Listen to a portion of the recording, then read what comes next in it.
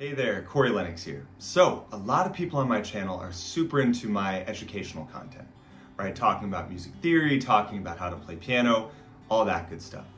But my dream, like my entire life dream, has been to write music and make music and be a musical artist. And I started writing all the way back in 2004, so it's been like 20 years now. I went to college, I went to Berkeley College of Music for writing and production. And so I feel like I have a lot to offer, and I think the cool middle ground would be, what if I teach using my music, right?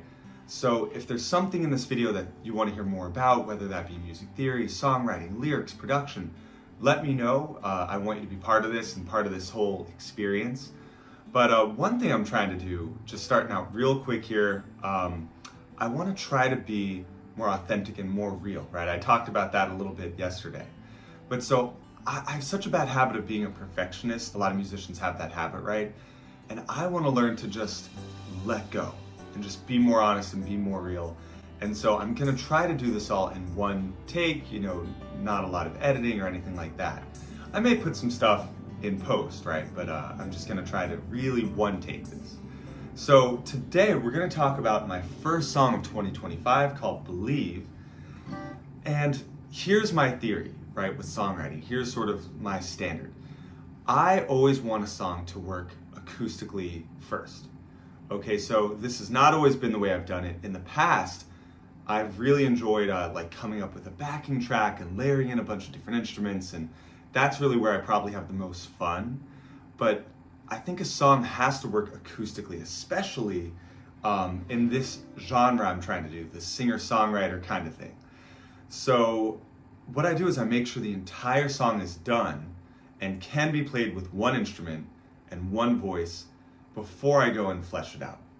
So this song, I started with this like A major kind of chord shape, but I capoed it up to the key of C. And I came up with this pattern, right? Super pretty. And my first thought is, well, what if I put these indie drums over it? And I did like a that kind of like fast tempo kind of thing. And I thought, no, that's kind of cheesy. Like maybe some people would take it in that direction. But I pretty immediately was like, no, that's not it. And then I came up with this idea for a chorus that just sort of hit me. And it was like, oh, I'll believe in you if you'll believe in me. That kind of thing. And I just left it there. I was like, that's a nice idea. And then completely forgot about it. And about a month later, I was looking for something to post on my Instagram stories, and I came back across that idea, and I was like, oh man, that was really pretty. And what if I fleshed that out? And then I came up with the rest of the chorus. Essentially the chord progression is a 1 to 4 to 6 to 5. So pretty simple. And we can talk more about that in another video if you're into the music theory thing. But I know that's not everybody's cup of tea. So I came up with that chorus, and I was like, great. I'm still not 100% sold on it though, because I have a lot of chorus ideas, and the verses are typically the make or break for me. So I can come up with a great chorus, but can I come up with something equally great to start the song with? Because usually you're going to hear the verse before the chorus. So unless you're going to hear something that's almost equally as exciting, I don't usually pursue a song idea unless I have that. So I was sitting with Vivi one day, just over in the den over there, and I had my guitar and I was kind of noodling, kind of watching her, and I had this idea, like, what if this was set on New Year's Day, right, or New Year's Eve, and it's all about falling in love on New Year's Eve. And part of this came from a real story in my own life where me and Anna had just started dating. This was back in 2016. And me and Anna went to a friend of ours named Brandon's house. So Brandon, if you're watching this, shout out. And we were hanging out with some friends, playing board games, drinking, having fun. And that was the first night I asked her to be official with me, right? I was like, will you be my girlfriend? She was like, yes. I thought I already was, we had a whole conversation about it. But I was like, no, I hadn't officially asked you yet. And she was like, yes, yeah, of course. And so we started dating then. And so that kind of inspired the verses that you hear in the song, right? Talking about falling in love on New Year's Eve, and there's the countdown, and you have that big kiss. And I thought that was like a really cool, setting for a love song. And I don't know of a ton of love songs that are set on New Year's Eve. There's a ton on Christmas. There's a ton of like summery love songs, but like a New Year's Eve love song, it seemed kind of fresh. So I wrote the verses. They came super easily, and a lot of songs, it's like half and half for me. Some of them come super easily, and I'm like, this has to be the song, right? And other songs I struggle, and it's like a puzzle, and I can't figure out how to piece the pieces together. And this one came really easily. So let me sing you one chorus of this song just to show you like what the heart of the song is and what we're working with. So it goes, oh, I'll believe in you if you'll believe in me. It might make me a fool. And time's not on our side. My arms are open wide. I'll take this chance for you. So yeah, that is the chorus. And I keyed it. It's nice and low. It's a comfortable spot in my range. I always feel like I need to key the vocals higher because so many people do. But I'm really comfortable with my low notes. Even though I think if you can get high notes, they sound really cool. But this song's more like intimate. It's more low key, so I felt like the low range kind of worked. Now, in terms of song structure, so many musicians make this so much harder than it has to be. All you need to do is go verse, chorus, bridge, chorus. That's it. And this is coming from someone who loves progressive rock and, all kinds of experimental song structures. But usually, 99% of the time, you just need A, B, A, B, C, B, right? Verse, chorus, bridge, chorus. And nowadays songs are getting shorter, so you don't even necessarily need a bridge a lot of the time. And so I was thinking what I think is I don't want to do a bridge unless it really, really speaks to me. I hate when bridges feel forced. It's like oh, hold on. Okay, sorry. Anna was calling me because there was a cockroach. I killed it. We're all good. Husband stuff. So what was I saying? Oh yeah, I hate when bridges feel forced. So bridges can be the best part of the song, or they can just be like, okay, you needed to come up with something before the last chorus and you just phoned it in, right? And I really I just hate like a bad bridge. So in this day and age when songs are getting shorter and shorter, I just think, you know what? My default is going to be that I don't do a bridge unless I have a really good idea that feels like it needs to be in the song, right? Unless something really speaks to me, I'm just not going to do it. But so I was messing around and I was thinking about this song, thinking about whether I wanted a bridge or not. And I'm, in this kind of key of C. And then I'm like, just messing around and I find this chord. Ooh, right? I go out of key a little bit. That just sounds so crystalline and airy, and it's just amazing. I love that. So that's the flat 7 chord. And I was like, okay, I gotta do a bridge, right? So I came up with a quick 2-line bridge there that fit with the rest of the song. And that was essentially the whole songwriting process. And again, a lot of this pulls from real life. Like Anna I believe she was wearing her gold sweater on New Year's Eve, and so that line made it into the song. Just lots of little things like that. And I even had my whole family, so I was hanging out with like my mom, dad, brother, sister, brother-in-law, Anna was there, all these people, we were all hanging out for my brother's birthday. And I had everybody do a New Year's Eve cheer in October or whatever it was. I forget if we waited till November to celebrate his birthday. We did like a 3, 2, 1, woo! And that made it into the song as well, which was really cool. And I think it really fits nicely. You'll hear it, and it's just so magical when it hits that second chorus. It really sounds like New Year's Eve, right? Now, a big thing about recording is the details is where most of the professionality is going to come. Is that a word? It's where the professionalism is going to come from. So I'm so painstaking with my guitar takes and my vocal takes. Less so keyboard, because you can edit that, after the fact a lot easier. But so for instance, I'll be playing this guitar part, and then if I get a little bit of like a hiccup going to that note, I'll be like, nope, gotta start over, right? And I try to get the whole thing as clean as I can. Or I'm playing, and then I have too much slide noise, there we go. Too much of that, and I don't want to hear that, so then I'll do another take. And yes, you can fix a lot of this in post, but I'd rather get like a really clean live take that still has a human touch to it, right? So that's really, really sort of tricky to get. And it's all in the details. It takes a lot of time and practice to know where that line is between, is it too perfect where it doesn't sound human? Or, you know, on the other side of it, is it just sloppy, right? So you want to be right there in the middle, like 80-90% perfect with just a little bit of human touch to it. So I recorded these guitar takes. I had a really hard time sliding from this chord to that chord. That's kind of a big switch without hearing that fret, you know, the string noise. And actually, these strings are really good about it. I wish I'd had these on. I think these are D'Addario. Right, so that was actually really easy, but whatever strings I was using before had like this really bad string slidey sound to it.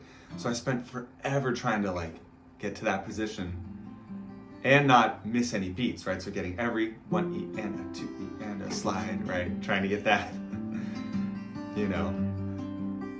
But I eventually got my guitar take, and then this is where I start having the most fun. I layer in the other instruments and I try to think, how can I get the most emotion out of this, right? Do I need strings? What do the strings do? What about a piano part? What about layering in some other elements, right? So let's go over to the computer and I'll show you some of the stuff I put into this. All right, so I have a lot of fun writing the song. I love doing that, and I also love this part. I love all of it, man. But I really have a lot of fun here fleshing out the song on the computer and figuring out the arrangement and everything that's going to go into it. So I think the first thing I did was I tracked the guitars, right? And it starts with one guitar in the center. Okay, so this take has to be the most perfect of all. It's the only thing in the song at this point, right? There's no other instruments or anything like that. Then, as it goes into the first chorus, it opens up to a guitar hard left and hard right on the speakers. So listen to this. Stereo. Very cool, I always do that. And that is the heart of the song. Later on, I eventually add in some strums as well. And it already is sounding so good.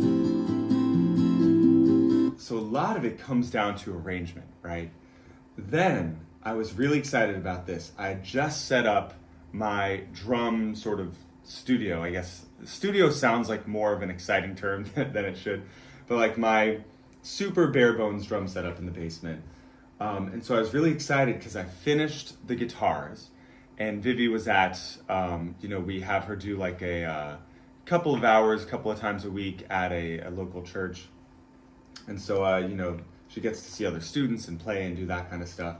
I think I had like 30 minutes left before I had to pick her up, maybe even less, maybe like 20. And I was like, can I do the drums in time? And I was like, yes, this is insanely easy.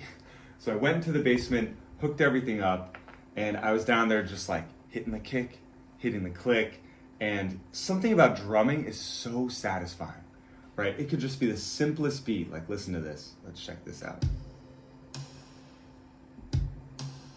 I just have so much fun. I get in there, I get the click, and I just feel it, right? And just have fun and just hit some drums. It sounds great. And then the whole drum set would sound like this when they really kick in. You'd get this going. So maybe not the best drum sound that's ever existed, but definitely workable. And then percussion as well. Now, whoops, I muted everything there. Now, one thing that was kind of tricky is, as good as the raw drum sound is, that was not the raw drum sound, right? You have to process it, EQ, compression, all that stuff.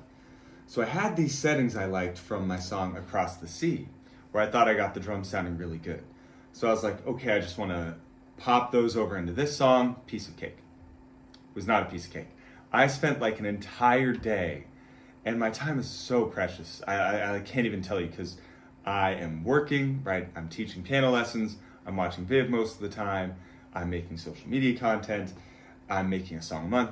So I have so little time to waste, and I wasted like a whole day trying to just get those presets into this song because my computer was freezing, it wasn't saving correctly, things were like not recalling from the disk and not having the right file names. Like, it was just a complete mess. And it was just like a fluke in the program and in my computer, everything that just happened at once. And but I eventually got it working. And so this is with the presets I had saved already. All right, so those are the drums. I love the drums. I love the bass, you know, super simple. Check this out. It's just whole notes. And I'm kind of matching the kick. So that's a big thing. I remember at Berkeley, they're like, you always have to have the bass match the kick. And I'm thinking, no, you don't always have to have that. Maybe that's like a quick rule. Maybe that's what the professor was trying to tell us. But in this case, I match the bass and the kick. So everything is 1-to-1, right? Okay, so super simple. Then we get into some of the fun, like other elements. Well, actually, first, let's listen to it with just guitar and drums and bass, because it's already gonna sound like a song, right? Sounds pretty good. Now, some people might leave it there, but I think the magic is really in the layers that you put on top of things. So here's something really cool. Let's go to the intro. I did an Ebow on the acoustic. So an Ebow is this little device, I have it over there, but you essentially put it over the guitar strings and it makes an electromagnetic resonance and it sustains the string. Actually, hold on, I'm just gonna get it. All right, so here it is, looks like that. And then you turn it on, you get a little blue light there, and you put it over a string. Wow, I love that. So what I did was I created a pad sound out of Ebow guitar strings, right? So I took what I knew was the chord progression and I voice led 3 different sustain notes to outline those chords and just add, you know, sort of like an ethereal layer to it. So I think I had like a C, right? And then as the chord changes, I might go down. So that's one voice. Then I might have a lower voice on like G, and maybe go up to A, right? And then I'd have another lower voice on C, up to D. And I put these layers together, you know, sort of like left, middle, and right. You can see here the Ebow layer. And so I use that as an element in the intro, but also in the chorus. So let me show you. Here are the Ebows. We're gonna mute the acoustics. We're gonna mute the bass, mute the drums. Okay, here's Ebow. Okay, it's a lot more sustained than I thought, but there, a couple different notes sneaking in. So that was a really neat element, and that comes back in the entire second chorus and bridge section you can see right here. So then on top of that, last year I had made a sample of guitar harmonics. So this was something I thought was really cool last year. I sampled like every harmonic I could on the guitar, which is this, whoops, kind of ethereal, sparkly sound, right? Love that. And it comes from not actually playing the string, but actually just resting your finger on the fret. And you can only do it on certain places. So I used the capo, I adjusted where the notes were, and I recorded and made into a keyboard patch every single harmonic on the guitar that I could. And I made that into a usable sound that I can play on the piano. So I'll show you what that sounds like. Let's see if this works. Nope. Hang on a sec. So listen to this. Getting a little bit of static there, but that's the sound, right? So during the intro, I have that kind of thing. This 8th note thing that's fading in very gently. So let's listen to all the extra elements in the intro. Okay, so we have the original acoustic guitar, which sounds like this. Very pretty, very nice. But it doesn't sound as professional without the top layers. So here's the Ebow chorus And here is the guitar harmonic patch. Whoa, just adds these layers of interest to it. And I've got a cutoff filter, so the whole time, look at this. This filter's opening up, and it's panning from left to right, to a little less left, to a little less right, and then it's coming into the center. So you hear it going between your ears and zeroing in right in the middle as that intro comes to a close. So that's really cool. Okay, so we have basically all of the elements here. I did also add an electric guitar, so I'll show you what that sounds like really quickly. It's doing strums, lots of reverb, and then I also have sort of a higher voicing here for the bridge. And then the last couple of things are piano, which sounds like this. I love like a lo-fi piano sound with a lot of character. This sounds like you were just sitting in a church or something, just alone, playing this piano, right? Oh, and one cool thing I did also for the intro is I sustained a piano chord with a ton of reverb and reversed it, so that fades in as well. Listen to this. Right? So that's a piano fading in reverse. Okay, then on top of that, I also have a Glockenspiel. This always sounds like, you know, a starry night sky. It sounds like shimmers. It sounds very like New Year's Eve. Like New Year's Eve, I'm thinking of sparkling champagne, sparkling fireworks. So you gotta get sparkling Glockenspiel. Listen to this right here. And you'll see it's panning left to right. It's circling around your ears as you listen to it. And this is a real Glockenspiel that I've recorded. It's not a sample. It's like back there behind the camera. And then I jump the octave. So it adds this little shimmer on top of everything. And then last but not least, I have some strings, and those sound like this. Very big. So now let's listen to what these all sound like in context. I'm gonna add in one layer at a time. We're gonna start with drums, and we're gonna add in percussion, then bass, and then we're gonna add in acoustics, then we're gonna add in electrics, no Ebows, then electrics, then piano, harmonics. It's coming to life, right? Strings, Glockenspiel. Let's look right here. Glockenspiel at the top, and then the strings really kick in here.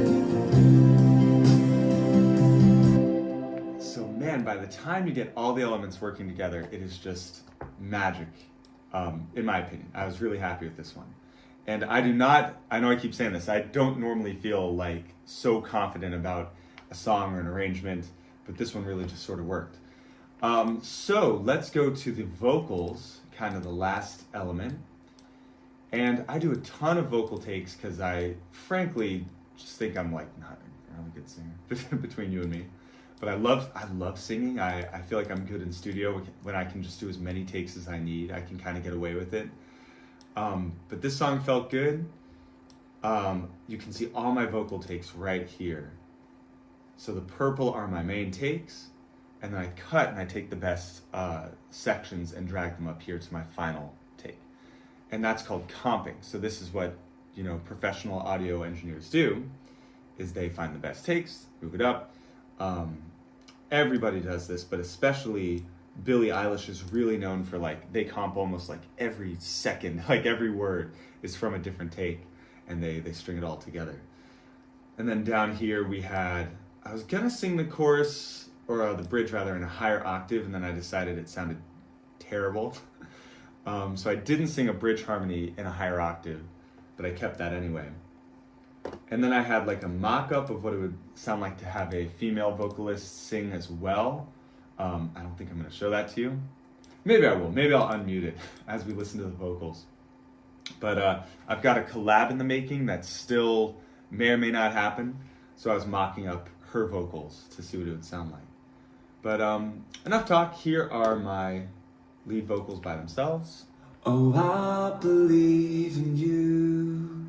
if you'll believe in me. Sounds pretty decent. Lots of reverb, tiny bit of pitch correction. You don't usually need that much. If you do, you're better off just doing another take. But I do a little bit, just to tighten up the edges. And then you put it over the music and it sounds like this. Here we go.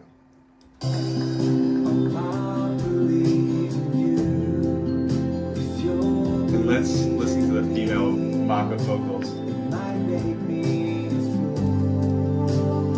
There's the higher one. Listen right here. That's not in the final cut. I'm just showing you that because you're here on this video and you've spent all this time with me. But hopefully I will have a duet version of this at some point. So that is the song. That's the song. And it was so much fun to make. I felt very good about this one.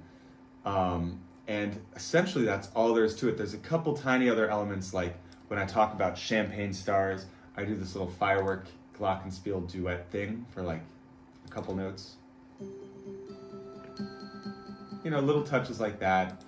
I have a little, the countdown cheer that I mentioned. Let me play that for you. Sounds like this. 3, 2, 1, woo! So yeah, that is the song. I'm super excited about this one, and I really hope you enjoyed as much as I did. I don't think I always knock it out of the park, but I think with this one I definitely did.